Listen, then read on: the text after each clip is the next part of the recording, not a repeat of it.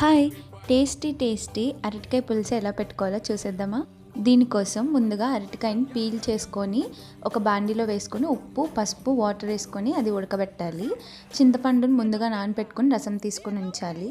ఇప్పుడు stove on చేసుకొని ఇంకొక బాండీ పెట్టుకొని అందులో ఆయిల్ వేసుకొని పోపుకు కావాల్సినవి వేసేసుకొని పచ్చిమిర్చి, ఉల్లిపాయలు, కొంచెం కరివేపాకు వేసుకొని ఇంగువ వేసుకొని ఉల్లిపాయలు లైట్గా మగ్గేదాకా ఫ్రై చేయాలి.